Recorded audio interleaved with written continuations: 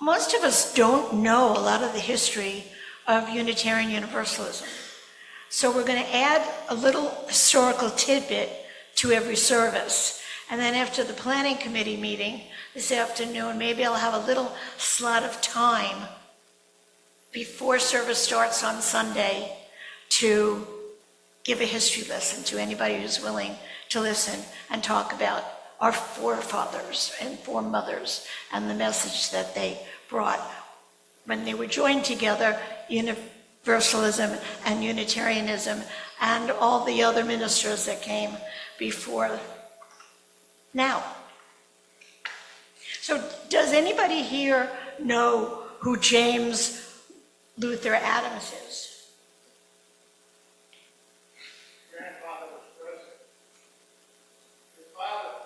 Yeah. I mean, I was ashamed to know that I didn't know this until last week's meeting.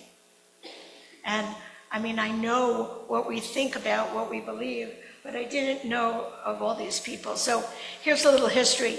He was a Unitarian parish minister, social activist, journal editor, distinguished scholar, translator, and editor of major German theologians, prolific author, and divinity school professor for more than 40 years.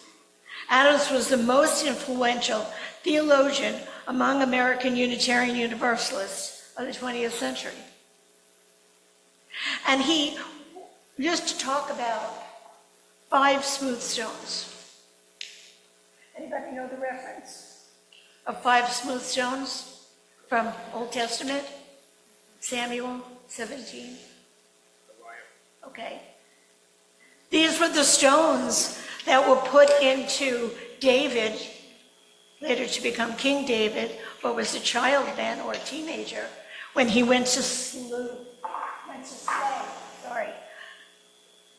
the giant of the Philistines, Goliath. So, according to Adams, the 5 smooth stones of religious liberalism are, and my friends behind me are going to help me in this part. So, Paul.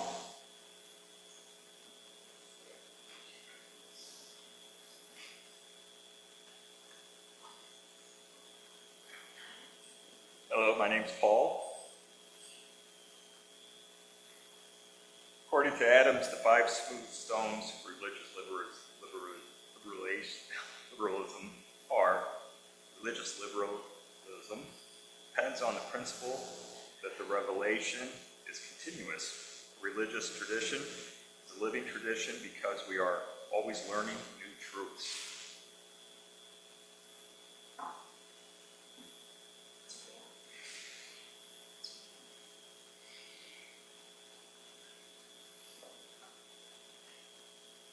All relations between persons ought ideally to rest on mutual free consent and not on coercion. We freely choose to enter into relationship with one another.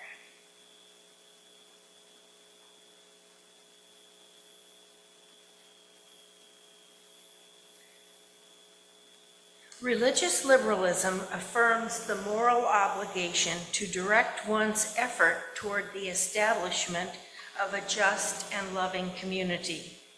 It is this which makes the role of the prophet central and indispensable to liberalism. Justice.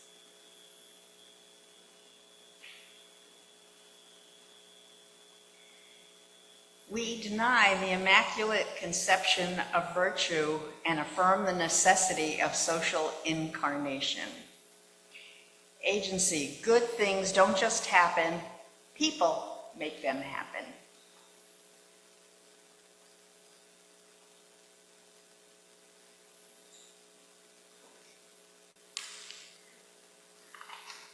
Liberalism holds the resources, divine and human, that are available for the achievement of meaningful change, justify an attitude of ultimate optimism.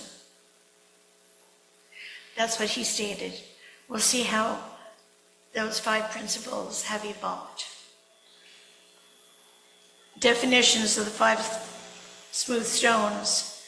He kept altering what he had to say. And so this sermon that I will read later from another minister at UUA changed the title to Not Smooth Stones, but Jagged Rocks. Can do a lot more with the jagged rock. And again, my company here will help me read what James Luther Adams had to say. It's a little poem. This stone embodies a living tradition. We are always learning new truths. We are always growing in knowledge, and revelation is never sealed.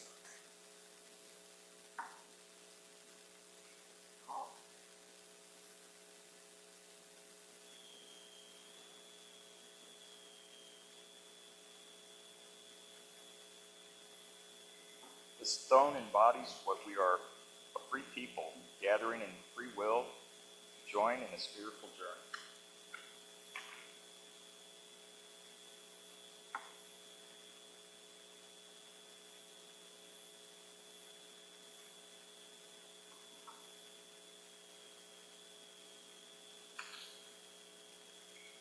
This stone embodies our call to create a just and loving world, to work to abolish oppression in all its forms.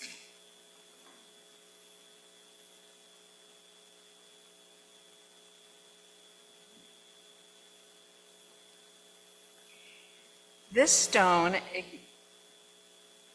embodies this acknowledgement that good things do not just happen, but instead we work to make things happen.